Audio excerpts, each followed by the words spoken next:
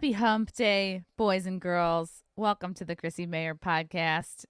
You can listen to us on iTunes, YouTube, Spotify, and SoundCloud. And if you happen to be listening right now on iTunes, go ahead and leave a 5-star review if you like what you hear. I'm so excited to announce I have a bunch of dates coming up, headlining dates, stand-up dates. So you guys get to see what the lower half of my body looks like, I guess. Shows. Boom. Next Saturday, I'll be in Morris Plains, New Jersey. Saturday, May 14th at Tiff's Ale House, also known as the Dojo of Comedy East. This is a great venue. They support up-and-coming comics. Just a great guy who runs it, Mike Romanelli. Shout out to Mike. Then I'm heading to St. Louis Wednesday, May 25th to headline the Helium Club out there. Then I'm heading to Illinois Friday, May 27th, headlining the Vixen in McHenry. It's about an hour from Chicago. And I'm working on a few more dates for the summer. Possibly something going to come through for July in Houston. And possibly something after this Illinois date, possibly involving a live SimpCast, but it's not finalized yet. But then for sure, in September, I'll be in Austin, Texas, headlining Cap City Comedy Club, then to Philly, Wednesday, September 14th, to do the Helium out there in Philly. So excited. And again, if you want me to come to your area, tag me, tag the club, tag it away. Tag all the things. Be a tagger. Guys, it's that time again. It's time to talk about crypto. Yes. No. Let's play this song. This song is called Feeding the Ducks. Guys, we've seen so many people making ridiculous money from crypto. You probably thought, "Oh, that's for other people. That's not for me because I'm stupid and I don't know anything about finance." I know that's how I feel. But You can make money from crypto. The Copy My Crypto membership site shows you the exact cryptos that YouTuber James McMahon personally holds and allows you to copy him. It's like having a big brother who knows what he's doing. You don't have to know a thing about crypto or investing. You simply copy what he does. So I'm going to tell you a little bit more about James. He runs the Crypto with James YouTube channel, which despite heavy censorship has over 15,000 subscribers and 1 million views. Since March of 2020, he's told his viewers to buy 26 crypto coins. Had you put $100 into each one, you would now have over 66K. Of these 26 coins, his topic of the year, a coin called Phantom. Ooh, it's currently up around 440 times. From when he started, that one call alone has retired a number of people as young as their 20s and 30s. Imagine that. You can quit your dumb job because of crypto. Remember, this is all public knowledge. You can go to YouTube and verify this for yourself. So if this sounds interesting to you, go to copymycrypto.com/mayor. Watch the intro video, and you too can join the 1,300 members who copy James. So stop what you're doing. Head over to copymycrypto.com. That's spelled MAYR. You'll not only find proof of everything I've said, but my listeners get full access for just $1. You won't find this offer anywhere else, but act quickly because this is a special New Year's offer, and it won't last long. That's copymycrypto.com/mayor. Don't take this offer lightly. He's the real deal. Yeah, get that money, boys and girls. Speaking of getting that money, this next guy, well, I don't know if he's getting money, but he's getting views for sure. And he's getting a lot of attention. And I'm so fucking proud of him. I'm so excited. You know him. You love him. You probably have seen him trolling your local city council meetings. It's comedian Alex Stein. Hello, Alex! Chrissy, thank you for having me. And sadly, I'm not making a ton of money, but I did. I guess I forgot to put this though. This is technically on every interview I go on. I have to say I'm a BlazeTV contributor. You do? It's official, huh? It's official. Wow. I signed a deal, so I'm making a little bit of money, not a ton, but yeah. Now, because the ad revenue and stuff. Seriously, this is another thing. It's not all about the money. I do it for the love of the game, but on my YouTube channel, even now I'm getting, I think last month I got like 2 million hits on my channel, because I had some viral videos. It's a big deal. It's the most I've ever gotten. Still not that much money. It's like $3,000. I thought it'd be a lot more money than that. There were that many views. So it's not. all the views would, you know what? It's like, it's honestly, it's such a process, Alex. And you've been doing comedy for years. I've been doing comedy for like fucking 10, 11 years. And looking back, it's you're on your way. You know what I mean? It's always going to be a process. It's always going to be a cobbling together of many things. I think it's very rare that you just have one opportunity that takes care of your whole income. And I think that's true of anybody listening, even if you're not in comedy or entertainment. I think it's always better to have multiple streams of income. That way, if the job suddenly lays you off, you can be like, all right, I got my side hustle. I'm not totally starting from scratch again. And I don't know if how the comedy scene is in Texas, other than like the couple of clubs I've done. But I know that in New York, very much, it's a city, and I think this is true with LA too, that glamorizes the kind of like broke, hustling aspect of being a stand-up. And I find that if you veer from that in any way, like if you explore podcasting or explore YouTube, people will come after you. People will talk shit about you. And I don't understand this sort of purist mentality when it comes to comedy and just basically having a career. Well, it's evolving, but Chrissy, it's funny you say that because really, when I go to these city council meetings, the reason why I actually was encouraged because it's not much different than an open mic, other than seriously, you get it's literally an open mic. It's and literally.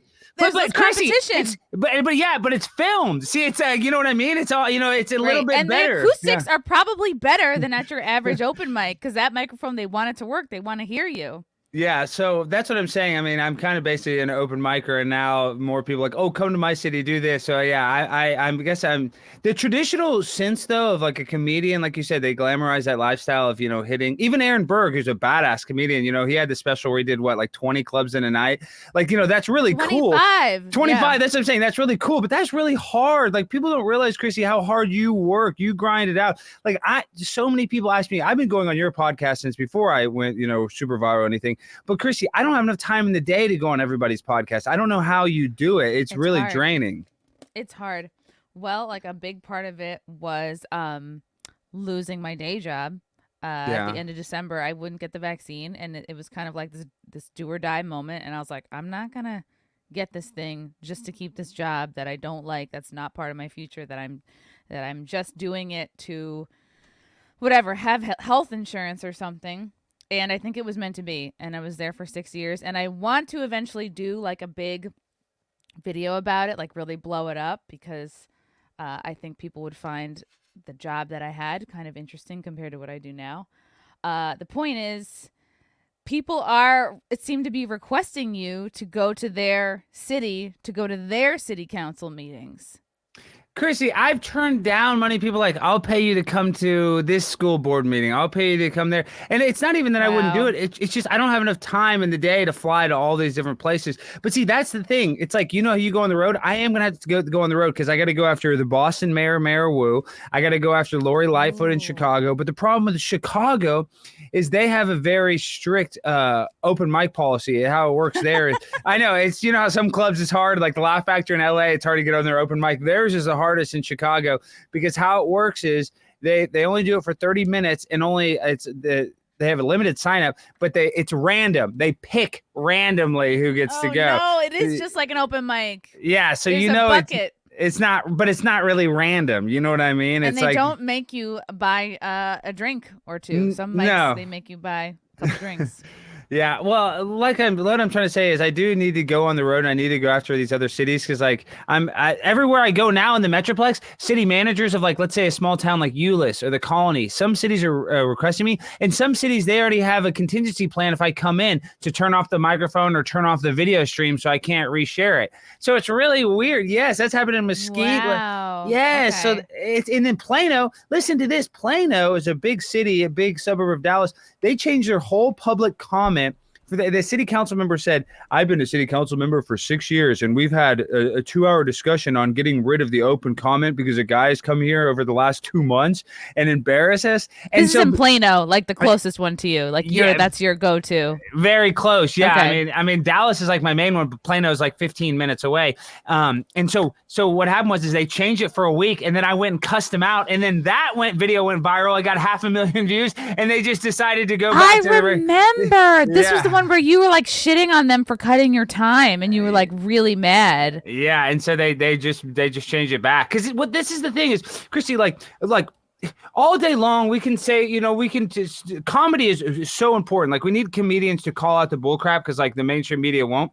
But what I'm trying to say is we can actually, in the non-comedy side, if people go and speak at these meetings seriously or even, you can joke, control them, it does have an effect. These people are listening and they do get shook. Like that's the one thing I'm not trying to virtue signal. When I do this, I hope more people go speak. I wish you would go speak to Eric Adams. I would love to. Yeah, let me find out. Where would it go? I mean, I don't want to look like I'm copying you. I would love to collab. But like, if you tell me what to do, like, I don't know, give me advice, I would do it. I would fucking, get in a bathing suit. Could you imagine? Well, that's funny. Everybody I just want to show off. Be like, oh.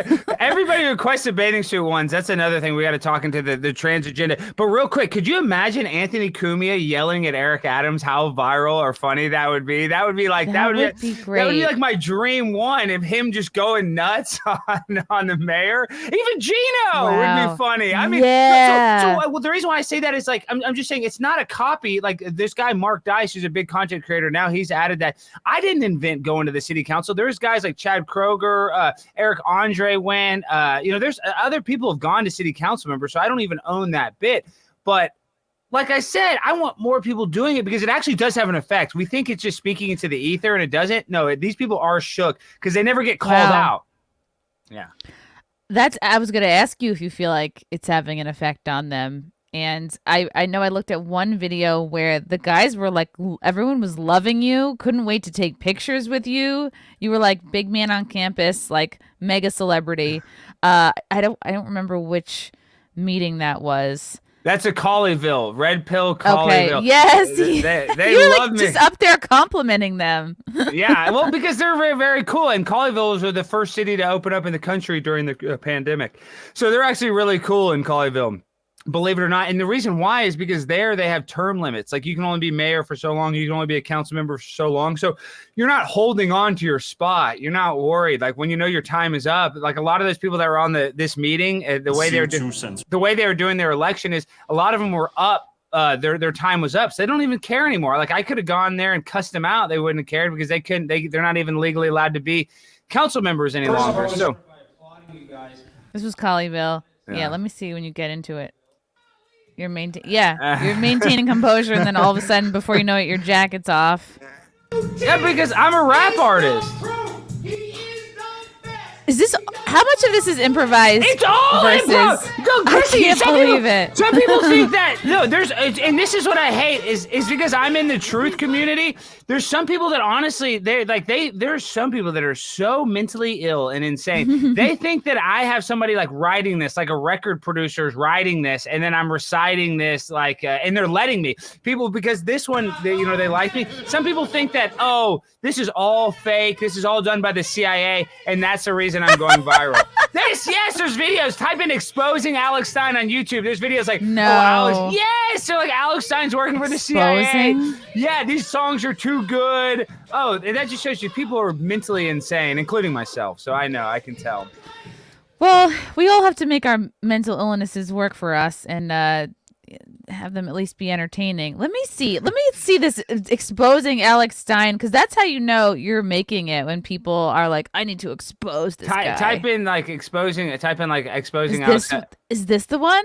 No, that's me. Or type in Alex Stein and then just do upload date, and then do, because there's some Alex Stein, and then do search by upload date. This shit filters. Go to filters, and then do upload date. There should be some go to the right, and there should be some some people like me. Go down. Let's see. Where is it? See, some people like me, but I swear there's a man named Alex Stein performed a rap song. Okay, this looks mostly Yeah, this looks positive, but I swear. Look, okay, this is us. We're live right now. Go down. Yeah, that is us. But fake truther Alex Stein thinks Russia's part of NATO. That guy is such a loser. RV Truth. Yeah. Wow. See. So some people think that's the guy that thinks like, oh, I'm getting paid by Tavistock. And really, I think that's cute. Wow. Like, I think that's funny that people actually think that, That is cute. That is cute. There's definitely a lot of people who like to create lies about anyone who's trending and just to get their own views. So, which I appreciate because honestly, like I'm happy that they're talking about me. I'm such an attention whore, and that's the other thing is, Chrissy. That's what I hate. I hate when people are like, "Oh, you're an attention whore." No, doy. I'm trying to get people to listen to my podcast. It's called marketing myself. That's what I'm sorry. I'm not meant to yell at you, but I just don't understand. No, you can yell at me. Well, I'm saying, why wouldn't I want people to notice me if I'm trying to be a media personality? Like, that's what bugs me. It's like, duh. Yeah. I'm selling myself. It's like, give me a break. Oh, let me just do my podcast in front of nobody like everybody else. Oh, yeah. Let me keep the same viewers and never do anything to try to expose myself to a new audience. But here you are exposing yourself at the local transgender rally. This was in North Texas. You're showing up in your classic bathing suit outfit. And now it's become a hallmark. See, did you expect to be... You were recognized at this protest. Immediately. Oh, yeah. They knew exactly. They said, oh, Alex Stein. But they had some good disses on me. They called me like they said I'm a Steven Crowder wannabe, which is funny because he's kind of done a similar bit. What else did they call me? Oh, and then the girl, this is the other thing, Chrissy. These people are so sick. Did you see the girls just making fun of my dead mom? She's like, oh, I'm so happy your mom is dead. I'm like, give me a break. Can you imagine saying that to anybody? And like, I know you lost your mom. Like, listen, it's like the worst pain in the world to dunk on somebody. Obviously, they're not close with their parents. You know what I mean? You wouldn't say that. That's like it's actual evil. I'm sure you weren't expecting, though, somebody. You were probably like half expecting to be recognized. You probably weren't expecting somebody to be like, I'm mentioning your dead mom and be like, I'm glad she's dead. Like that had to have hit you a little bit. Oh, yeah. I mean, I was, of course, sad. And I cry about my mom every single day, Chrissy. Like, I was in really good shape before my mom died. I cannot stop eating. No, I'm like, no, I'm serious. I'm telling you, I've had all this like viral success or whatever, and I haven't been able to enjoy it one bit because my mom was my #1 fan. So it actually sucks. Like my life, I just signed a deal with the Blaze. I'm talking to them about doing a show, all this stuff that she would be so proud and so happy about. And I can't even enjoy it because every day I wake up and I'll go open my closet door and I'll smell her purse. I can smell my mom. Her purse? I have all my mom's old crap. So I have like her purse. I have like her, her chains and her necklace. On my backpack when I was in New York, I started crying. I didn't realize I had one of her necklaces in it because I used a bunch of stuff to, so I'm just saying the smallest thing will trigger me. So yeah, I'm very sensitive about the death of my mom. I'm not going to like hide that. Be like, oh, my mom died. I'm A-okay. No, I'm seriously in a lot of pain about it. But I remember like I would be in like usually a Marshalls or a TJ Maxx because that's like I'm on that level of shopping, and I always love Marshalls. I end up getting behind a lady who looks exactly like my mom, like has the same back of her hair, short, same kind of shoes, like black spandex pants, like, and I'll well up, so it hits you at random times. But I think my mom died a couple years ago, so it's like it never gets easier. You just get used to it, and therefore in a sense it's easier, but you get numb. And then I have my mom's cat, and my mom's cat pees on everything, and I love Pumpkin. I love my mom's cat. I'm just saying it's like every second of every day I'm reminded by my mom, and it's very difficult. And that's why, as a matter of fact, Chrissy, that's the only reason I've had success is here, listen, her. I doubt it. But it doesn't matter. My mom is dead. We know that. It's not, here, listen to her say that. You're happy about it because I'm inclusive. See, I'm happy what that a other dumb people are happy. fucking cunt. No, you think that I'm actually happy. And then somebody found out who she was, and that girl's a belly dancer. That's being inclusive. She's a disgusting These are the people belly we dancer. These are the people that say they're nice. They make fun of people's dead moms. Person, maybe FBI retreat. Oh, okay, yeah. And see, pause it real quick, Chrissy. So they wrote a hit piece about me and called me transphobic. I'm not even transphobic. I don't care if somebody's trans. If you're an adult, I'm not even transphobic. I'm not anti-gay marriage. Like, I'm not even the super conservative. I'm more of a populist more than a conservative. Yeah. So I understand there's going to be trans people. I have gay family members. I'm not anti-trans at all. They're like that's what they want to call me. But at the same time, I don't think Leah Thomas, who swam on the men's team for 3 years, should get to go compete against the women and then win an NCAA championship. You know this as a college swimmer. As a diver, excuse me. But Yeah. I don't know how much better a female might even be a better diver than a male. They might have an advantage there. I don't know. Men are better than women in terms of diving because they have more strength coming off the board. Like they're more muscular. So it's like the more that you can put into the board, the more you can spring up. So it's like you can jump higher, you can spin faster. Like it's a guy could definitely kick a girl's ass in some ways, but sometimes a girl will have better form and like the dives will be prettier. Like it all depends. But well, Chrissy, so you I know you have some records at your college, but tell me this: how did you get into the how hard is it to get into the NCAA championships? Like, God. Okay, so I went to Fairfield U and we competed in the MAC conference, and for me, like the highest level meet that I would get into would be like the ECACs. So that's what the Eastern Collegiate Athletic Conference. I don't know if we could have qualified. Like I don't know what's beyond ECAC. But you'd have to get like first or second in a lot of tournaments probably to get even into you have to be definitely like in the top 5 or something just about every meet. I don't know So what just the imagine, qualifications were. Yeah. We don't even need to know, but just imagine you actually get to the NCAA championships. I mean, the hardest one, you had to kick a lot of ass to get there. And then all of a sudden you have this 6'5" woman with a bulge and then, kicks your ass. It's like, come on, that's against women's rights. And I'm not even some super feminist, but I am a feminist in the sense I do think we should lift up and protect women, especially women's sports. Because this is why, as a conspiracy theorist in my head and ex-athlete myself, there's going to be What did you play? Well, I played 1 year of college football, got my butt kicked, and I was captain of my high school football team. Yeah, it was prime time. You have definitely high school college vibes, high school football vibes. Like your face is very like captain of the football team. You have like a homecoming king vibe, class president. Like I was student council vice president. Okay, but listen, so that's why I was number 99, Alex Stein. But what I'm saying is the problem with the whole child trans movement. I forget who said this joke, even though I steal from them all the time. Having a trans kid is a lot like having a vegan cat. It's the parents making that decision. It's not the cat or the kid. And so there's going to be a lot of parents that influence their kids so they'll be a better athlete. They're going to say to their son, oh, why don't you play on the girls basketball team? Or why don't you play on the, whatever sport that they have a competitive advantage? And it's going to bleed down. And that's going to actually affect young women from competing, and it's just going to hamper their success because they're competing against boys. Because you have to win a certain amount of meets. You have to do place well enough to convince you, not to convince you, but to like properly motivate you to keep competing. And if you're getting your ass kicked by a dude every week, then you're going to be like, well, I guess I'm not going to work as hard because it doesn't make a difference. Yeah, I mean, this is where like we live literally in the upside down world. And Chrissy, like this is the other thing with the abortion thing is like such a hot button issue. And I get it. Like I get why some women would want to have an abortion. They don't want to have the baby, this and that. But the people that champion it the most are like the gay and lesbian community. And they don't even have babies. They can, but they don't, 2 women can't have a baby. 2 dudes can't have a baby. And they're the biggest ones like, oh, let's kill all those little babies in the womb. So I don't know. We literally live in the upside down world where like people are crying because we cannot kill babies, and people are like cheering when guys are beating women in sports. It's really weird with time.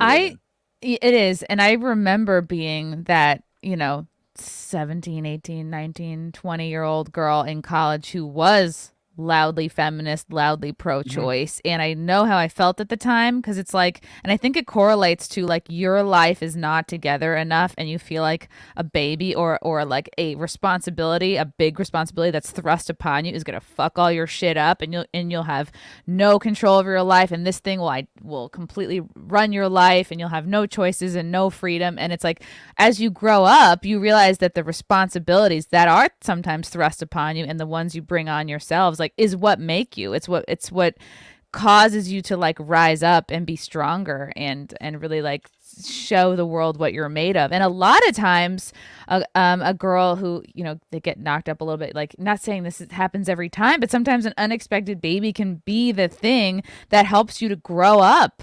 Chrissie, and fucking, you know, suck it up, man. You know, It's time to grow the fuck up. Well, this is a story, and I stole this from Dan Bilzerian, who's a terrible guy, but he said this on Joe Rogan. I know, he's terrible, but Dan Bilzerian, he's fallen off of the spotlight a little bit, but like he's all like jacked up, juiced up, and he is famous for just having like 12 naked women around him at all times. Like he's like just a big man on campus, like boats and hoes and jet skis and stuff. I think his business is failing, though. I think his business is like in the What even was his business? It's called like Ignite, and it was like a weed company or something. But he did have a good story. Too much competition, yeah. But let me get this before we get off track. It's about the abortion. So it's a story of the Chinese farmer. And the story of the Chinese farmer goes like this. So there was a Chinese farmer, and one day his horse ran away, and everybody in the village came and they said, "Oh, this is so bad. Your horse ran away. You know, what are you going to do? This is so terrible." And the Chinese farmer's like, "Maybe." Then the next day, the horse came back with 7 other wild horses. And everybody in the town is like, "Oh, this is so good. Now you have all these other horses." And the Chinese farmer's like, "Maybe."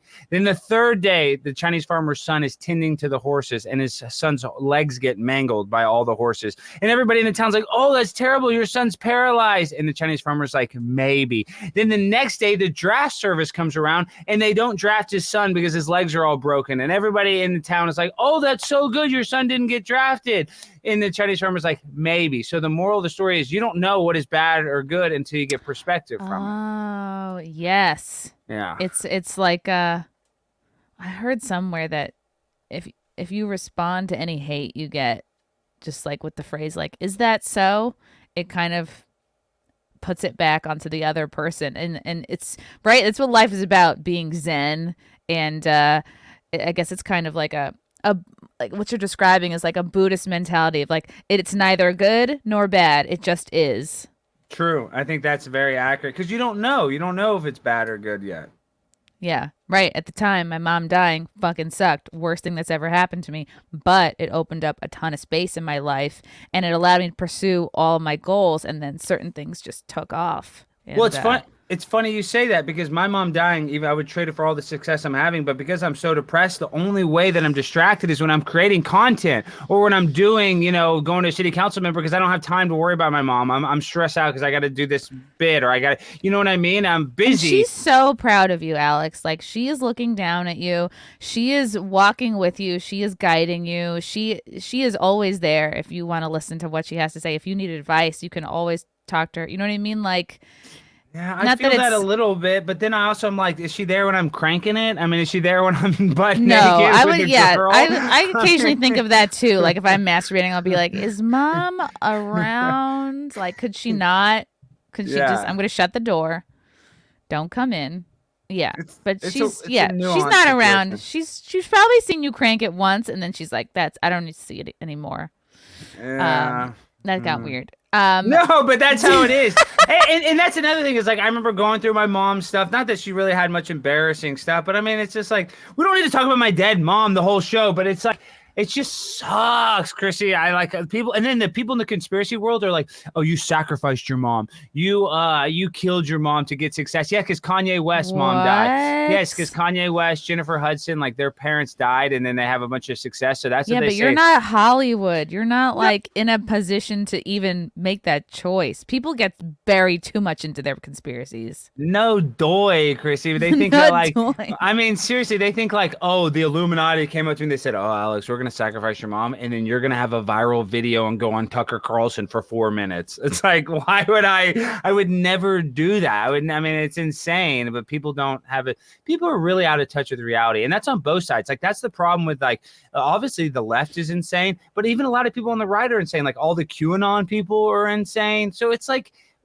we're just, as a society, we have devolved. It's literally like the movie Idiocracy, where people are. This is how we know. So A&W, they sell hamburgers, and they're the root beer company. And root beer. But so they were actually in the fast food business before McDonald's. But in the 80s and 90s, they were trying to compete with McDonald's. And what they did a nationwide market research survey where they went to malls and they'd ask people what they thought was a better value. And they asked people what they thought was a better value: the quarter pounder at McDonald's, 1/4 for $4.99, or the same thing basically for a third pound burger, a 1/3 pound burger for a little bit less, for like $4.89. So basically the same price. And overwhelmingly, people thought the quarter pounder, the 1/4, was bigger. So they thought that was a better value because people couldn't do that small fraction. Math they don't even know that. They don't know the difference between 1/3 and 1/4. So that's people don't want to do math when they eat. That's what I know. I hate doing math, so I would probably have gotten that wrong to get my free lunch or whatever coupon you got for doing the survey. And like to your point too, I think the right absolutely in this. I mean, no matter where you are on the political like range, there's a real lack of understanding for satire, because I'll occasionally throw out a tweet like, my 4-year-old trans Chinese daughter doesn't want Elon Musk to buy Twitter, and people will be like, and then I fed her purple hormone blockers, and people like, you're a horrible parent, you should go to prison. And it's like, oh God, can we not be so easily triggered? Like, can we not recognize satire? Yeah, but that's the best form of satire, because people need to realize that, like, they need to wake up from their mass hypnosis. They have to. It's called what I'm doing now, and I didn't create this term. It's called culture jamming. When I go to these meetings, I'm taking like the most absurd part of any culture and jamming in their face. So people need that. People need that culture jam. So they're like, wait, is this real? Is this fake? Like my comedic, icon or whoever, the guy I want to be like is Andy Kaufman. And the reason why is Andy Kaufman, he did stand up and stuff, but really he was the best at blurring the line of reality and fiction. Like he did the wrestling where he wrestled women and like they thought it was That's real. What you want to do? Yeah, I'll wrestle a woman right now. I'll jump off the top rope on a woman right now. But what I'm saying is if you blur the line of reality and fiction, that actually makes people turn on their brain. Sadly, people don't want to actually use their brain. They just want to be stuck on stupid and just be like, oh, is that a fart? Is that is that 600,000 people dead? Like they don't want to actually have to turn on the part of the brain that makes them think. So that's why I like that type of tweet. They're like, wait, does Chrissie really believe this? And then they have to look into you. Then they have to kind of see, oh, wait, maybe she's... Same with you too. Like what you're doing makes people think. Yeah. And you're very in their face. It's like, it's smart what you're doing. And you're also such a good example of like, if you work hard and you stay consistent, like people will recognize you. People will acknowledge your work and people will be like, yeah, we like what he's doing. Like, let's bring him on board. Like, are you getting recognized now at every one of these meetings, or just generally more outside or at these protests? Like, where are you finding it happens the most? Well, this is what happens. I didn't travel basically for 2 years because of the stupid mask and all this stuff. And then so I went on, and then the Turning Point USA flew me out there to Phoenix. So that was like my first, no, I went to New York before. So that was my first trip. And then in New York. You didn't call me, by the way. Well, okay. I thought you were busy. I was there for 2 nights, but yes, the next time I'm gonna be out there very soon. I was on In Hot Water. We got to talk about that. We're talking all about me, but I want to hear about the In Hot Water drama. But just stop. We're here to talk about you. I know. But let me just say this though. So I didn't travel at all for 2 years. I got recognized every single time I've been at the airport. So obviously I'm not some big deal, but that's why like at the airport is a mix of people from different places. So but I got really recognized in Phoenix. Somebody on the airplane is like, "Are you Alex Stein?" I'm like, yes. So that makes What's the difference between recognized and really recognized? Well, like if they know your name, because like, have you ever seen? I'm sure you recognize it. Like you look familiar, and then like. I feel like that's just Uber drivers who are trying to hit on me who say that. Well, maybe, but when somebody like knows your name, or they're like, "Oh, I saw you or your video," like that's really recognized. That's somebody that like likes you or maybe follows you. But so yeah, I got recognized in the airport on my way to New York, and then obviously in Phoenix on the plane, somebody else is like, "Oh, I'm a big fan," so that feels good. But I really don't even care about that. Honest to God, like you said, I mean, well, this is the thing is if you work hard enough, so finally somebody will notice. But my whole point of that is like, I like to grind because this is what I like to do for the love of the game. Like I haven't made a ton of money doing this. I've made a little bit of money. I'm not going to sit here and say I'm broke or indigent. I'm paying the bills. I got some money in the bank, shorty what you drank. But at the same time, it's like, I love doing it. I actually like getting the camera and shooting the content. Like I don't know if you know this, Chrissy, I worked for the TV show Cheaters for 10 years. In that show, we catch people cheating on their husbands and wives. I signed an NDA, so I can only say so much about how the show works. You can, if you look into it, you can figure it out. But that show, I thought I was doing something because it was, it was a production company. We were on MTV, Viacom, purchase shows, and I was creating content for somebody else. So I thought I was doing something, virtuous, or I thought like I was in show business. But when I started creating content on my own, that's when the joy. It's like I have so much joy. I actually do this for the fun of it, not just for the, oh, you're the guy that's in the women's bathing suit in the city council meeting. Like, that anyone watching can tell you're having a blast and you're very joyful and like your energy is great. So it comes through that you love it. That's the fact. Culture jamming. Alex and the Culture Jammers. That's what we're doing. We're jamming it right in their face, Chrissy. Okay, but let's talk about this. Because we're talking about me. I just want to say, because I was in New York, and I'm going to be back in New York very soon, and we got to do a pod. Because I was on Gavin's show. I did a bunch of shows, but and one of the reasons why I went up there is they asked me to be on In Hot Water, and it was like right before they did the show, and so. Listen, I love Gino. I love Aaron. I just can't believe all that drama, all the compound media drama, and then him saying the N-word. I'm just saying I love. Well, he always says the N-word. It's just like, yeah, it's not that big a deal when he says it. But this is what I'm saying is that you had that legendary video where that porn star walked off, and then then she had it, and then she's in the porn saying the N-word. That was the greatest, Chrissy. That was great. That was so great. It's like, you fucking hypocrite. Yeah, it's like, stop it. Yeah. So I've been a fan lately. I've been watching your stuff. You've been going viral as well, and a different viral since. Yeah, on the YouTube, people love it. I love it too. All that. I enjoy pointing out hypocrisy. It's not always my goal to be like, I'll show you, or I'm gonna drag this person on YouTube. It's like, okay, if I need to like make an example, not make an example. I sound like I'm fucking like dropping people in the ocean, but like if I need to make an example of somebody, I will. It's like, okay, you're an obvious hypocrite. You're gonna scold someone for dropping the N-bomb, but you do it while you're shooting porn to a dude's face. It's like, okay, so some people can say it and some can't. How? What are the rules? And it's good to think about who gets to say it, who doesn't, and why these words have so much power over some people. And that's what I try to do. I try to call out hypocrisy, especially like these politicians and stuff, because all these politicians, like as soon as they get elected, even if they're a little city council member or something, they think that all of a sudden we work for them. That's not the case. Like, they're just so hypocritical. It's so easy to call out. And that's the other thing when it goes back to the abortion. If you look at the law, if I'm a drunk driver and I hit a pregnant woman and kill her and she's pregnant, that's a double murder.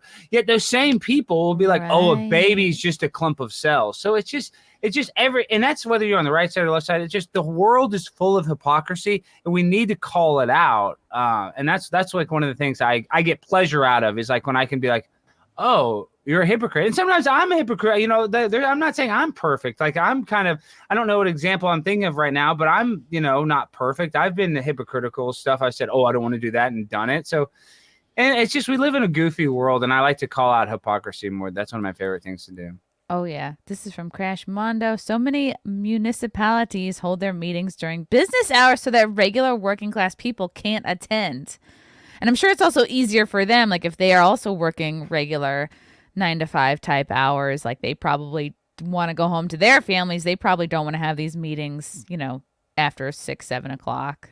But do you feel like there's truth to this? Yeah, there's a little bit. The bigger the city, they do it during the working days. It's always like 9 to 5. But usually smaller cities, because the council members have day jobs, are usually at night. So so it's like the bigger the city, the more it will be 9 to 5. And the smaller towns are usually always at night. And those are usually like every other week.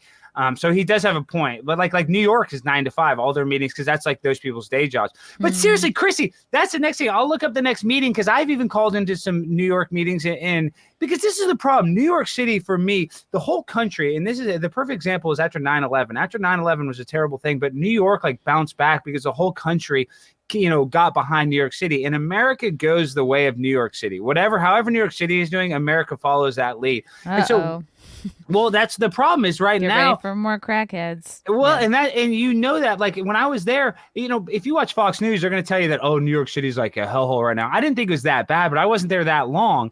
But at the same time, we are being so easy, and my family's in the bail bond business, and the problem is they don't have a bail system. So the same form that you can sign to get a public defender, you can sign to get an ROR bond, because they say that having a bail bond is racist. Yet if you went to jail, ROR? released on own recognizance instead of having a bondsman. And the reason why that's a big deal is because these police can't arrest somebody. Like a person rubbed poop on a girl's face on a subway and was out 24 hours later because they said, I'm homeless, and they signed the same form that you'd sign to get a public defender.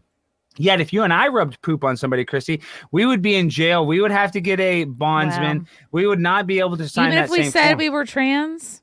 Even if you said you're trans. I mean, if you said that you don't have any money, I mean, which is possible, you know, you can lie on there and say that you're totally broke, and they could let you out, which that's what I would probably suggest people to do. If I got arrested in New York City, I would say that, you know, I'm totally indigent. But this is why it's bad. It's other criminals see that, oh, it's easy to get out of jail in New York City, so they go there. That's the same thing that happened in Los Angeles. A 23-year-old UCLA grad student was stabbed in a high-end furniture store by a guy that was off the street that had 17 prior arrests. So at some point, we have to keep people in jail if they're like, you know, career criminals. And in New York City, they're not doing that. And you look at de Blasio, he's not the mayor anymore. Now it's Eric Adams. But the guy's living in a hotel now. I don't know if you saw the latest thing. Did you see that? Eric Adams is living in a hotel? No. De Blasio's. Google de Blasio and his wife are living in a hotel underneath in a 4-star hotel, which isn't that super nice, but they're staying in a suite in a hotel. They don't even have a house. So that shows you that somebody's paying the bills. Oh my God. But wow, Google you're it. right. Look at this. I'm pulling it up. Yeah, it's ridiculous. But my point being is de Blasio literally sold out the city of New York. I mean, he's in total debt, and that's where he's living. This guy was the mayor of New York City, the most powerful city in the world. And there he is checking in with his wife. He's got a wife and New York kids. Marriott at the Brooklyn Bridge, and that is like near the Dumbo area, which is very expensive. Yes, oh, for sure. It's a very nice hotel, I'm sure, and he's not paying the bill, or it's on some credit card in somebody else's name or something. But I guess my 600 to 5,000 a night. Woo! And my point being is, like, we need to get behind New York City and build it up and actually, you know, take some ownership of it. Like, the whole country is being sold out by these multinational corporations like Disney. Listen to this. Disney is fighting the Don't Say Gay bill in Florida. Yet the Beast of Dumbledore, the movie they made, when they play that in China, they edit all the gay scenes. Star Wars, they edited John Boyega, a black guy, off the poster. During Pride Month in Saudi Arabia, none of these companies will post a rainbow flag, yet they all post rainbow flag in America. So that's the problem, is these multinational corporations like Apple, one of the biggest companies, at their factories in China, the Foxconn factories, they have suicide nets, Chrissy, because their employees are constantly killing themselves. I heard you can that. look this up. If those phones were had to be built in America, yeah, they would be 3 times the price, but they would actually have regulations. These companies would actually, you know, they wouldn't be able to just make their citizens work so hard they would kill themselves. So these companies, my point being, these companies do not care about us. All they care about is their bottom line. And those are the ones that are paying the politicians like de Blasio, like Eric Adams, to constantly vaccinate people, to constantly let people out of jail, that are actually making our country worse. Because if these were actual human beings in charge of making these decisions, like Curtis Sliwa, say what you want. He's a goofy guy. I don't think he's in touch with the people. Yes. But none of these politicians are. And it's good that you are pointing that out. Do you ever, probably not, because you're a man and you're a tall man. Do you ever feel like worried at these protests, like someone's going to attack you, or I don't know, you'll get jumped or something? A little bit. Yeah, a little bit. That's kind of what makes it exciting too. I think I have somebody said I have a humiliation fetish, and maybe I don't like to be humiliated, but at these rallies, yeah, I think, like, you know, there's a possibility that something bad can happen, but that kind of danger aspect makes it a little bit more, you know, it's like it gives you a little more adrenaline, I guess. It makes it a risk. Yeah. Elsa Barrett wants to know, that girl's a belly dancer? She must charge by the pound. Oh yeah, from that other the girl that made fun of my dead mom. Yeah. And so I posted all of her YouTube videos of her belly dancing from like 6 years ago, and she immediately privated them all. I should have downloaded them. But I don't even care. I don't even want to get in the woods with these people. Like, I'm not even saying that I'm better than her. I'm not. I just don't want to. You're other better stuff. Than her. Well, I'm going in a different direction. They're trying to pull me down. And that's the other thing with trolling, Chrissy, is like, you want to punch up in this world. We don't want to punch down. We want to punch up, because we don't gain anything by punching down. That just brings us down. What would you consider to be punching down? I'm like I'll give you an example. Aren't we all equal ultimately? Well, I'll give you an example. There's 2 guys I like both of them, but they don't like each other. Is Elijah Schaefer and Ethan Ralph, and I don't know if you know this drama, but like they were, you know, supposed to. Ethan Ralph is supposed to go on like Elijah's show. I heard about this, and he felt as though he was being set up for something. Well, he was. Elijah was gonna like, talk to his baby mama. He's like in a custody battle with his like ex-girlfriend over their kid, and so they were kind of gonna do something and set up Ethan. Then Ethan said he didn't want to go on the show, and then he decided to go back. So my point being is, Ethan's not part of the Blaze. Ethan is an independent content creator. So it's like Elijah shouldn't be using the Blaze platform to punk him. Does that make sense? So yes, that's why I understand that. Yeah, that's why they're both wrong. Like if Elijah was just a normal, and like if Elijah was just an independent content creator, go punk whoever you want, but don't get like the Blaze involved, because that's you're punching down at that point. Use the Blaze to go. Well, it's also you're kind of mixing, not business and personal, but it's like, unless this was a Blaze type drama, you know what I mean? It's bringing outside drama into the Blaze, whereas like if you do a podcast at your house, do it there, but you don't want to set up a scenario where like, oh, this guy feels like he's being set up, or he has some kind of bad reaction, or maybe he like wants to fight you, and now you brought that like into your work, I guess. Yeah, it just didn't make sense for Elijah to do that. He's got a good deal. Don't mess it up. And I like Ethan, so I'm not even trying to say Ethan's a bad guy. I like them both, honestly. I'm just saying it didn't benefit him to try to troll, to punch down. Now, if he used the Blaze to go after a politician, go after like Dan Crenshaw, some rhino, that's punching up, in my opinion. And it more fits the brand of the Blaze. Yeah. Yes. So that's just an example of I'm using, and I don't even really think Elijah's that bad. I think he's just trying to create, content for a show. So I'm just saying it was a punch down, in my opinion, and not a punch up. I see what you're saying. Do you what video was it that kind of piqued the Blaze's interest in you, or do you feel like it was just a cumulative effect? I know exactly what it was. Is Sarah Gonzalez is being she asked me on the news and why, and then I just became good friends with her, and I've been going on her show, not as a contributor, just every Friday for like 3 months, and I think that's what it was, just going there constantly, and to be honest, I've had a lot of views on my Twitter. My Twitter's been blowing up, so people like that. Yeah, your Twitter is doing great. And did you feel like you got a lot more since the sort of, I don't know, they were calling it not a conservative purge, but like they're a little bit, maybe they were removing some ghost bans or some unfair algorithms. Did you see a big jump kind of recently? I've gained about 6,000 followers, and then Sarah Gonzalez, the person I was just talking, she gained like 190,000 or to 100,000. Wow. But this is the thing, Chrissy, I think that's all a scam too. Elon Musk, as much as we want to like him, he wants to put a microchip in your brain to be able to park your car. Yeah, and I don't like that. And that's the other thing, is when we look at Twitter, this is the thing, is they're going to give us the impression, oh yeah, it's a free speech platform. That's the same thing when Trump got into the White House, immediately they got rid of Alex Jones. So they give us the impression, oh, you're going to have free speech. Then the Ministry of Truth comes out, a disinformation from the Department of, you think that was just an accident? So they give us an inch and then they take away a mile. That's how it always works with the government. And this is what they always do. It happened after 9/11. It happened after the pandemic. They take away your freedom under the guise of safety. They say, oh, we have to take away some of your freedoms to make you more safe. But at the end of the day, you end up with neither freedom nor being safe. That's the problem with that. Do you think Elon is controlled opposition, or do you just think you have a general wariness that he is going to be like the hero of the day when it comes to free speech and Twitter?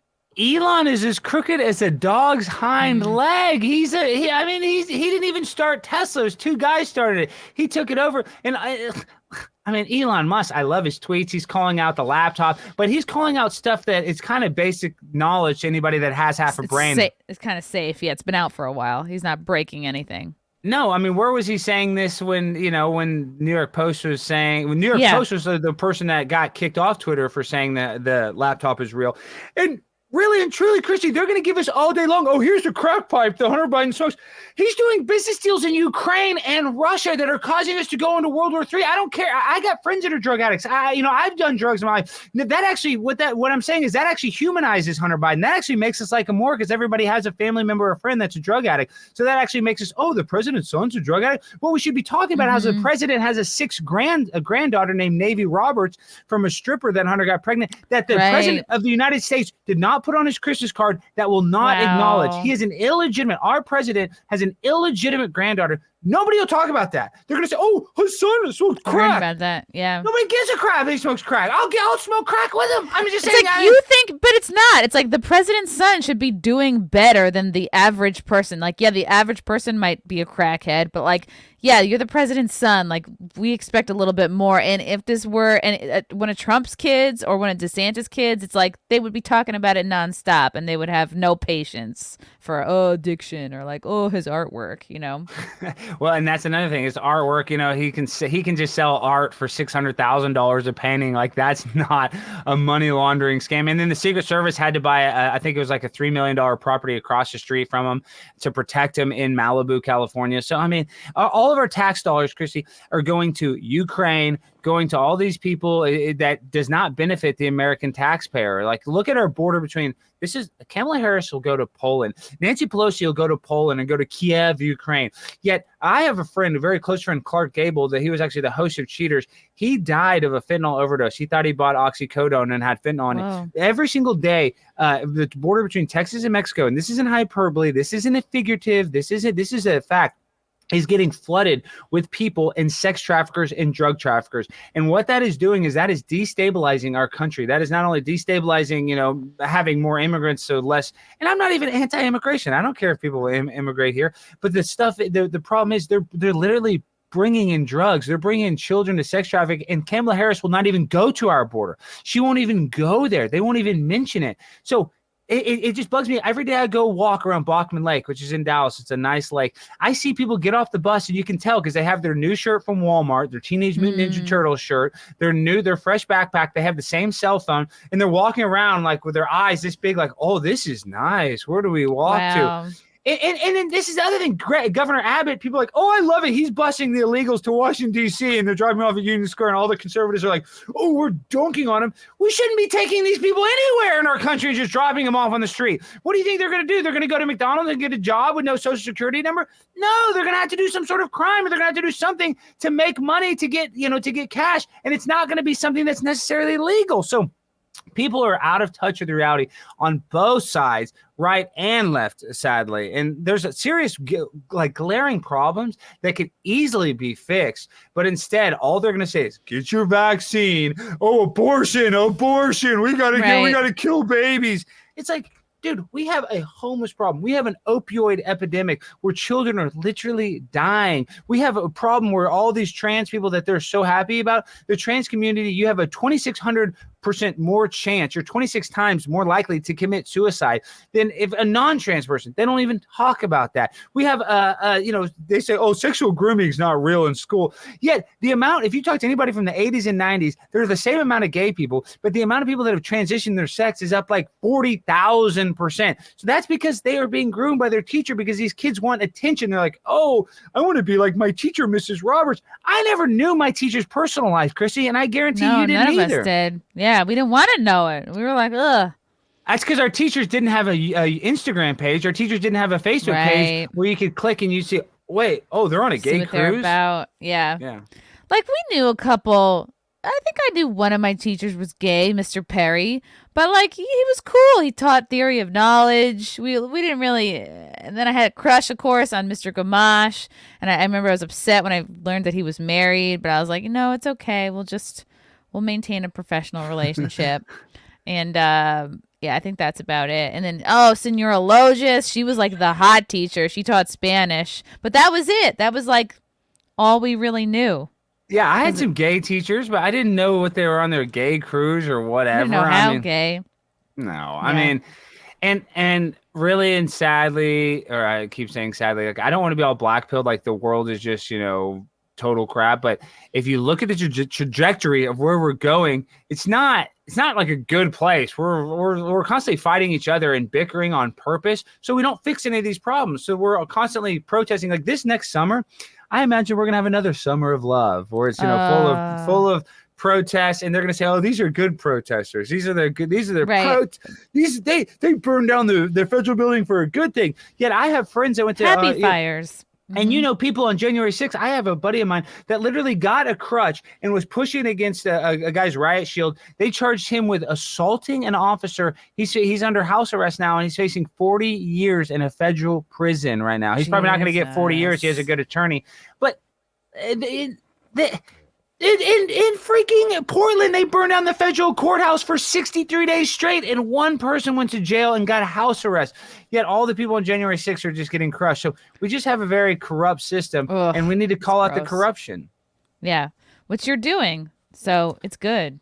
It's good. Young Pei Ching says, hi, guys. Hi, Young Pei Ching. Scott Campbell. Primetime 99 would never walk off until he drops the mic. True, Scott. Spectre in the air. Both of you, keep up the great work. Alex, from your video, Meta Fentanyl Classic. Yeah, I talked about it in the metaverse. I was high on. I recently had a video where I said I got raped in the metaverse, and I was high on. How did that happen? What were you wearing? How did this happen? My avatar is a rat, so I didn't have any clothes. Is my this is it? Yes. That is the sense of Alan. That's all. Thank you. And I had to be a little PG because all the Boy Scouts in the room. Oh. Not necessarily on our agenda. We can't. Where are you? They're coming up. I had to put the kid in there. I probably should have edited out the response, but I kind of wanted to show that they respond to the. Hello, Mayor. My name is Primetime Stein. I'd like to keep my address private for personal reasons. I work at a popular Chili's. I want to start off. I'm denouncing the Dallas Cowboys. I was a fan of them, but no longer am I a fan of them. Popular Chili's. They had a major executive, Rich Dalrymple, got in trouble for sexual What a great assault. shirt. They had to pay $2.4 million. That's true. A Dallas Cowboy executive filmed the Dallas Cowboys cheerleaders butt naked and didn't face any criminal charges. Just had to pay a $2.4 million fine. He will not take credit Whoa. for. And the reason why this is so pertinent today is because although I am a Dallas Cowboys fan, the reason why this is so important because I was recently sexually assaulted within the metaverse. And I recently ordered a device from China that hooked up to mine. There's some children in the room, so we have to be very careful of the words I use, but hooked up to some orifices of mine. And it was actually Look at all this poor girl back here. You're familiar with it, Dave, but it's actually indistinguishable from actual physical intercourse. And I'll be honest, I was having a good time until things got wildly insane. Other people's avatars were. Can't believe nobody's laughing. Avatar, and I felt helpless. I felt out of control, Dave. For the first time in my life, I'm a tech guy, and this equipment was being used. A gargoyle was doing stuff to me. Somebody like Wendy's, the girl from the sandwich shop, the hamburger place, was doing stuff to me. It was absolutely frightening. Oh, God. Yeah, we gotta. Did they try to cut you off early or no? No, they let me do the whole spiel, and they knew exactly who I was in Allen. See, that's the other thing, Chris. I'd like to get your opinion. So my buddy Cassidy Campbell, he does these bits with me a lot of the time, and like he had a 1 million subscriber YouTube page. And his like views kind of started going stagnant, and then he started doing this, and I got him on Twitter. He wasn't even on Twitter for some reason, and now his channel is kind of kicking back up, and he's had a bunch of viral videos too. But he's like, Alex, we need to take some time off doing this. So what do you think? Like, I'm kind of the opinion that I think we got to still grind, but I'm kind of tired. And he's like, it takes away some of the randomness, novelty of it. Yeah, Okay. if we're doing it so much. So what do you think? Do we do it constantly every week, or do you take a month off? I think it's good to keep it as long as you have a point you want to make. Like if you want to drop a fact, you know what I mean, that is going to be recorded, and then you can clip and play it again, like something you feel like the legacy media is not covering. Like if you have a nice nugget that you want to drop, that's a good enough reason. Obviously, like, yeah, take care of yourself. If you're exhausted, don't feel like you have to constantly do it. I think do it when it's fun and when you're like, yeah, I'm pumped to do this one, or like it's a new city, it's a new town, it's a new thing to unearth, or like this particular council member is corrupt. But yeah, don't feel like you have to do it all the time. Yeah, see, I'm of the, that is right. Like, I need to have a little more motivation because I'm also of the point, like, you just throw as much stuff at the wall and see what sticks, because sometimes it's funny. The video that went the most viral is me rapping for Ukraine. I got like tens of millions. I think it got like 8 million hits on Twitter. I mean, that's the one that just went super viral. that was totally just random. Like I remember that day, I Yeah. wasn't even having that good of a day. I was like, man, I don't even know what I'm doing. I'm just gonna bring a boombox because part of the bit too, Chrissy, is I want it to be cringe. Like I'm You not never even trying. know what's gonna happen. Yeah, you know the most random shit is what goes viral. So you just gotta stay consistent. You know. Yeah, that's what I agree. I think, and I'm like you. Like I like to just work hard, especially if I like to do it. Like I like to, like you. That made me feel good earlier. You're like, oh, you know, you work hard. Somebody finally notices, because that's how everything is in life. You get out what you put in. People don't realize that. They're like, oh, he's just an overnight success. You have to work forever to become an overnight success. You have to do so. You know, like when I started doing a pod and I had 2 people watching. You know, me and 2 different other accounts. You know, like you don't realize how you have to grind it out, and people don't want to, you know, they don't want to do that. They just think that, oh, you got handed this because of one viral video, but they didn't see all the hours of me, you know, going on people's podcasts, doing my podcast, editing videos. You know, it's just a lot of work, but luckily I like doing it. So Yeah, that's good. K Max McDonald, Alex, do you get intimidated by a room full of women? If you were on the SimpCast, do you think you could hold your own in a room full of ladies? are you kidding? I prefer to be in a room full of ladies. I don't like the toxic masculinity of men. So yeah, I love the ladies. Come on. All right, nice. Crash again. What conservatives call rhino, I call par for the course. So Republican All in right. name only. Yeah. Crash again. Alex, Roe v. Wade leak happened the same time as 90K of docs were released by Pfizer. Coincidence? I also noticed that Pfizer just this week they're going to be testing a new like tiny dose of shots on kids 5 and under. And then those results will come out like June, July. But they're retesting like baby shots of the vaccine. I'm just going to say this. The vaccine is so safe and effective. If you want to get it, go ahead and get it. But at the same time, just look at any. So safe. It's so safe that we both haven't had it. But look, yeah. But look at every politician. As soon as they test positive, who are they thankful? They're so thankful for the vaccine. That's all you got to do. It's the same script for every single one. Kamala Harris got it. Whenever they test positive, oh, I'm so thankful I got it. So just you know, could have been so much worse. Yep. Could have been so much worse. From E. Macias, is Alex going to take over the abandoned show? You are here. Oh, that's no, but we're abandoned show. Would you consider it an abandoned show? Like, do you know what's happening? No. I think it actually is going to come back. I believe, but this is the kind of the show that I'm talking to them right now. And I mean, I can't leak too much up, but you can say on here, but will be kind of similar, kind of to a nonsensical show, kind of like Eric Andre's show, but more of a red pill version of that. Yeah, so something like that. You know, it's my show's going to be like the Talking Head song, "Stop Making Sense." It's not going to be it's not going to be like an information. They will be informational, you know, but it's going to be meant to be nonsensical while also dropping truth bombs in it.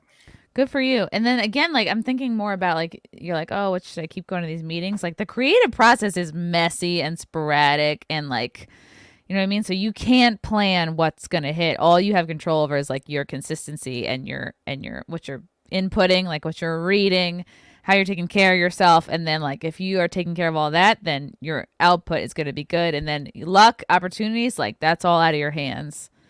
Well, you nailed it. Luck is when preparation meets opportunity. So that's the thing is, you know, you have to be prepared and you got to keep grinding. And that's how what is it? They said that on Titanic. What's that actor who says, you know, you make your own luck. What is that actor? That's something like that. Yeah. But who's that guy, the villain in Titanic? And now he's bald. Oh my gosh, it's going to bug me. I got to look it up. The villain in Titanic. He has that really cool name. Oh, the villain in Titanic. Let's see. Villain in Titanic. It's gonna bug me till I say it. I'm sure everybody's in the chat. Who is the actor? Oh my God, Billy Zane. Billy Zane. Yes, he's the man. That has to be a fake name, but yeah, a real man makes his own luck. Something like that. I don't know. Hey, but this is the one thing I want to say: you get out what you put in. Absolutely. Yeah. Okay, Max, did you both see the New York Times hit piece on Tucker? The view of Tucker from YouTube. I like him. Chrissy, He's got balls.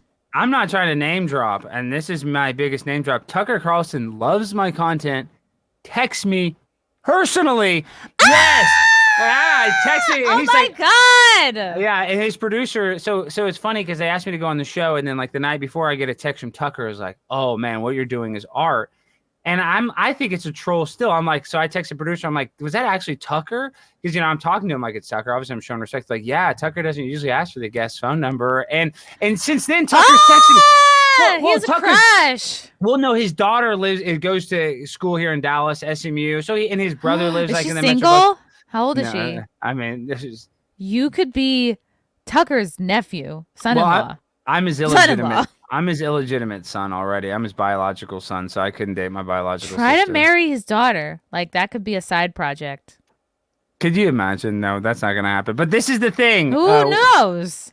How old is she? Does anybody know? Well, she's in college. She's obviously old enough, as they say. But that's another thing is, Chrissy, you're able to keep your relationship. It's hard to date as a content creator. I don't even know how to say it. Like girls are a lot of extra. Hard to date. A lot of girls have come out of the woodwork and stuff, and there are girls that are interested in me, but I don't really have time to date necessarily. Like it's weird, and I almost don't even want to date. Like I used to imagine all your dates. You're like, let's go on a date, but our dates are going to be to like city council meetings, and like you have to hold this camera. Hey, that actually wouldn't mind a girlfriend that would hold the camera. But I guess my point being, before I was like creating content, my girlfriend kind of was my hobby, and now that I have a full-time hobby, I almost don't have time for a girlfriend. The person who's going to ultimately work out with you is going to be somebody who loves what you do, who is a fan and wants to support you and work with you. And I think I see a lot of these couples in the entertainment business, and like they're sometimes both trying to do their own thing. And it's like it always works best when you're a team. So the person that's ultimately going to be like your ride or die is somebody who's like, I'm on Team Alex. I'm all about this. How can I help? How can I, rising tides raise all ships kind of a thing. Yeah, but I want an Amber Heard. I want a crazy girl that's gonna poop in my bed. Do you that's what I though? want. Do you? No, nobody wants that. But that's because that shit derails your career. Look at Johnny Depp. He like couldn't get worked after that. Well, and that makes me sick too. Johnny Depp's such a good actor. He says he's never watched one of the Pirates of the Caribbean movies, and I hate watching myself back. I actually hate watching my own content. That's why I can hardly edit my own stuff. I like to get somebody else to edit it. But could you imagine you're on one of the biggest franchises in the world, Pirates of the Caribbean? And he said he's never watched that movie. I mean, I still haven't listened to my whole album yet. Like I know that. I'm just like, I mean, that's one of the things is as I say that, I get it. Like, it's hard to watch yourself. But I just couldn't imagine you're like one of the biggest franchises in the world. You think like maybe I'll watch it for context. They were good movies. Yeah, or like he's on a plane all the time. He can't watch his own movie on one of his international flights. He's like in and out of Europe. Yeah. Me Pooh says when you go on Tucker, mandatory bow tie, mandatory. Well, Tucker kind of dropped the bow tie look. He's kind of more buttoned up. The bow tie is, it looks weird. And I needed to lose some weight ever since I was just said that earlier. Stop. No, seriously. Well, you're being nice, but I'm saying ever since my mom passed away and I stopped smoking weed, I hadn't drank in years. That's good. That's good. Weed is going to do nothing but demotivate you. 100%. It can't hurt, but like. Well, after my mom, yeah. After my mom died, I would get high and start crying. It was making me depressed. So then I just stopped, and I give you the munchies too. But that's the other thing is because I don't have a weed or anything. Now my food is my drug. I'm like, oh, let me go get a piece of cake. Oh, I'm just gonna get a chocolate milkshake. And this is the really sick thing. This is the talk about my dead mom episode. The last meals I had with my mom, because she's on a BiPAP machine, were vanilla milkshakes from McDonald's. So now like I'm always wanting to go get milkshakes from McDonald's because it makes me think about my mom. My mom really loved coffee Haagen-Dazs. So like occasionally I'd be like, I gotta down a pint of this, for mom. Yeah, it's weird, and it's for us, but it's just a weird thing. I'm like, oh, I want to. It makes me think of her, so I'm just. It's very. See if you can I don't know, get something physical, like make a physical commitment. Like not saying you have to like run or work out, like whatever it is that's like physical that can help you get some stress out and it be like a release. I think that helps. That helps fight against like emotional eating and Yeah, the exercise is the most important thing. I'm just like so. And it's not an excuse because everybody says, oh, I don't have an excuse to exercise. But I was kind of like addicted to exercise before I was, constantly creating content. I was like dieting a lot. And I still walk every single day. I walk 4 miles every day. I walk my dogs. Oh, there you go. But that's not enough because I'm eating so much. You know, you only Do I'm only burning keto. about- Just like stop. Well, I'm a You're a vegetarian. man. You're a No, but man. Chrissy- All you have to do is stop drinking and stop having bread, and you'll have a fucking six-pack next week. I don't drink, but Chrissy, I'm a vegetarian. So I used to be keto and I would eat only meat and I was like lean. I was in really good shape. Yes. Fuck No. vegetarianism. Fuck that. I know everybody hates it, but for me, I'm real spiritual. Like I don't want to eat dead animals anymore. Okay. So I Until eat you're bread. like can't see your dick anymore, and then you'll be like, well, I guess I have to eat meat again. No, I'm gonna get I'm not penis shitting on enlargement you. surgery. I'll get penis enlargement surgery. K-Max, Alex, could you text Tucker to have Chrissy? Oh my God, K-Max doing the hard work out here. To have Chrissy on his show. Megyn Kelly is one thing. I want Chrissy on Tucker's show. Wow, K-Max is like acting like my mom. I can get Doing Chrissy the on the most. show. All I had to do is get her to call out Eric Adams. That's all I had to do. Yes, that sounds fun. Yes. I could make a trip. I could do that. But I Me want Pooh you to says bring, mandatory. and I selfishly, I want you to bring Anthony and Gina. I want you to bring the whole compound. I'll They try. would- They're hard to schedule. They're hard to wrangle. I know. But I'm just saying, for me as a fan, I just would love to see those, bunch of city council members like, what the hell? They would be like, well, they blown would away. recognize Anthony. I think me probably not, and definitely not Gino. So But you yelling at him would be good. Hey, but that's the other thing, Chrissy, is like I've been to all these meetings. I see a lot of, like people that are go and talk earnestly. Like I remember somebody's house caught on fire and the fire department didn't put it out. And so their neighbors, like the neighbor's house got caught on fire. And they're like, the fire department didn't put it out in time and our house caught on fire. And these city council members don't care. And like women yelling and stuff, that almost gets their attention even less, if that makes sense. Like it's weird. because it's easier to tune out a woman's voice. Yeah, I mean, well, or men. Like I've seen men get mad. Once they get mad, people just look at their cell phones. They don't react. You have to be kind of nuanced to get there to draw them off sides. Like that's what I try to do. Like a quarterback being like, hold. I want to draw them off sides. I want them to, this is the thing. They're NPCs, non-playable characters. They don't want to interact with us peons. So that was my whole goal. Is like, let me try to get there. Let me try to get them to come down to my level and get Interact. in the mud. Yeah. You're doing a great job. Can you, I know you don't want to give away too much, but is there a bit of a timeline for this show that you're working on with the Blaze or not anything really? like that? I mean, we're just developing it right now in May. Okay. I mean, I'm just talking with, the CEO and the president. Just getting it together. Yeah. Yeah, and a lot of it'll be like my show will be different than like an in-studio show. A lot of it will be like man on the street stuff, like it's like called stunting. Like I'll be doing a lot of stunts and wild stuff on the street. Stunting, right? Stunting. Is that what they call that? I know it's dabbing. That's dabbing. I know that. But my show will be a lot of me like wearing women's bathing suits and doing a lot of, I love it. I love it. I'm happy for you. It like just don't lose hope. Like even in these lulls, right? Because it's like I'm sure you never expected to blow up when you did. And then after you get this attention and all these followers, and then if it's not that again, you're like, oh, am I fucking up? But it's just this part of the process. No, it's like a crackhead. No, Chrissy, I'm like, where's my next viral video? Where's my next viral video? I mean, seriously, like, I need it. No, it actually is kind of bad. It's kind of addicting when you get a viral video like that. Yeah, I feel you. Elsid Barrett, if you need a distraction, Alex, I recommend a motorcycle. Yes, very good for mental health. Also, would you consider having a plant-based versus carnivore diet with Melanie Mack? Yeah, You Melanie mean is like debate? Ms. Carnivore. Yeah, maybe he meant debate. Well, to be honest, see, I can't debate that because they got my blood. I recently had a blood test, and I'm a little anemic because I'm not getting enough B12. So for my health, it's not that good. So that's another thing. It's really not even that healthy. This is the other reason why is I watch so many of these animal videos like the cows are getting killed, and like supposedly Hillary Clinton likes the adrenalized blood of children. And when these cows see their other cows die, you're getting the adrenalized blood of the cow. So for me, it's kind of like I'm all about vibrational energy. It's just weird. I vibrate naturally at a high vibrational level. And a lot of times meat kind of makes you vibrate at a lower vibrational energy. And I know all these carnivore people are going to be like, you're a fucking idiot. You don't eat meat. That's exactly what I'm talking about. That's very low vibrational to be like that. So Rage is low vibrational. Yeah, everyone's got to see what works for them. For me, giving up bread and sugar, I was like, okay, well now candy is just off the table. If I do drink, it's a vodka soda or a hard seltzer. I'm stepping back from the cosmos unless it's a special occasion for me, and that's helped. And I've partnered that with like some Exercise. weightlifting and exercise. Yeah. So who knows?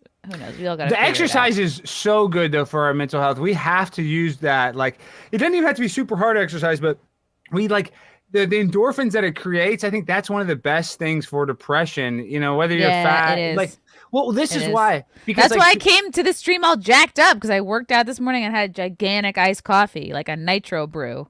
Well, that's exactly what it is. See, people are like, oh, I don't want to exercise because I got to exercise 1,000 times for me to feel better. But that's actually not the case. Every time after you're done with a workout, you have a little bit of a euphoric feeling. If you can convince yourself, you train yourself, listen, you're not going to lose all your weight in one day. But after every single walk or every single run or whatever it is, you're going to feel a little bit better. That's a fact. So you got to just take those small victories. That is what helps your mental health. Kate, Alex, I think I found your next girlfriend here. Kate in the chat has been all about, she's a fellow vegetarian. She's been yes-anding everything you say. So maybe you guys could connect. I don't know, Kate, if you're in the Texas area, but this is what happens. Just keep doing my podcast, Alex, and you'll have a girlfriend in no time. Well, you know So who I there. like is Gigi Dior. That's who I want to date, but she has a boyfriend. Gigi is married. I know. Yeah, she's definitely married. I saw her. As soon but- as she was on your show, I went and watched her one porno she did, and in the porno it says she's not married. So obviously they lie in pornos. I can't believe it. I They didn't do know that. sometimes I lie. can't Oh shoot! I believe- have an announcement to make. Okay, so Yeah. shit. This is a new development in the Chrissie Mayr world. I will be appearing at Orlando MegaCon. This is an exciting development. This is happening Saturday. This was something that was up in the air. This is going to be Saturday, May 21st, 6 o'clock. We will be doing a SimpCast panel at Orlando MegaCon. God, this is happening soon. Shit. So it's going to be myself, Anna, that Star Wars girl, Brittany Venti, maybe a couple others. Well, shit. All right. And Jay's in Orlando, drunk 3PO. So you're gonna get to go on some. I hope you go on one of the. Wow, yeah. You met That's up with Jay. exciting. Did you go to any theme parks? Because I still. We gotta went go to Universal.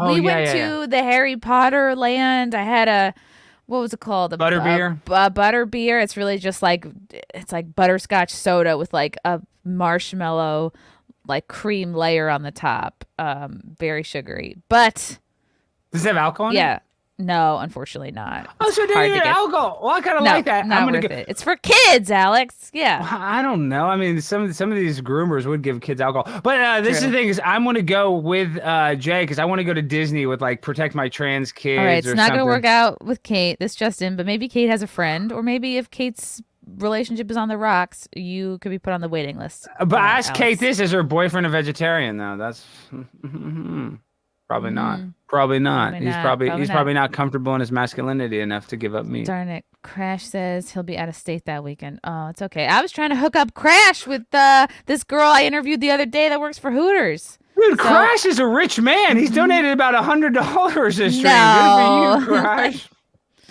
Just, just a couple fivers to show the love. Let's see. Did I cover everything I wanted to cover with you? We talked about your protests being recognized. I'm excited for you. And Blaze, that to me was just like a natural connection there. And It's right you're down the doing street. great. And that's the one last thing I'll say about Blaze is they're one of the reasons too. Some people are like, "Don't sign a deal with Blaze, stay independent." I'm like, okay, shut up, whatever. That. But I get there You're is a contributor. It's not even like I Yeah, don't think they own everything exactly. you do. So 100%. It's like I can literally do basically whatever I want, even as a contributor. So that's why I'm like, why wouldn't I sign it? But I don't even want to get into the rigmaroles of this. But I want to say one of the reasons why I'm so happy and so grateful to be at the Blaze. It's at the old Paramount Studios, and that was built in like the late '80s. And the reason why that was cool is in middle school you got to go on a field trip to that studio. They filmed Addams Family Value, the JFK movie, a bunch of other movies. Barney, the TV series Barney, that was a really big show. And during the tour, they like would play Addams Family Value, and then you'd like turn over a rain stick. They show how they'd get like wooden shoes and show you how they do the sound department. Then they'd walk you through and show you the special, Ooh. prosthetics. And I remember as a little kid being like, I want to work here. I want to work here. Like Aw. I remember thinking that in like middle school, and then it's all full circle. Then I got the opportunity to work at that place, and obviously it's a totally different thing. It's a Blaze, but it's still that same studio. So I'm like, And you know what? You would be going there like for free anyway to like promote yourself and to like be funny and talk about the news. It's like, to me, it's like it's right up your alley. So you might as well be getting like a little bit of coin for it. yeah, So it's not even that much money. I mean, it's a good amount of money for what I'm doing, but it's not. That's what I'm saying. you It's, pay a bill with it. Yeah. And you do Yeah. other things. Yeah, no, it was a great opportunity. I'm very thankful for it. I'm very happy, and I think it's going to open the doors to more opportunities at the Blaze. So yeah, I'm incredibly grateful for that company. I'm definitely encouraged to hear you think that You Are Here will come back, because I love that show, and I know a lot of people are left wondering like what's going on. It's like a break that's kind of continued on. So I don't know. A lot of people are looking for answers on that. I know. I kind of laugh because I don't know the answers either. Like you think, I should be in the know. But if it doesn't come back, there'll be ways to catch Elijah and Sydney. I'm sure. Yeah, that, they're both still doing their own shows, which is good, right? You gotta have a lot of things going, a lot of plates. Maybe the spinning. Alex Stein show will be weird, and maybe you're gonna see me in a bathing suit. Who knows what's gonna happen? I don't even know. I would like that. A lot of moving parts at the Blaze right now, but that's a lot of them are in your bathing suit. So, well, yeah, 3 of them, my wiener and my 2 balls, yeah. I would love for you to get like a bathing suit sponsor. Like if you could be sponsored by Speedo, that would be my dream for you.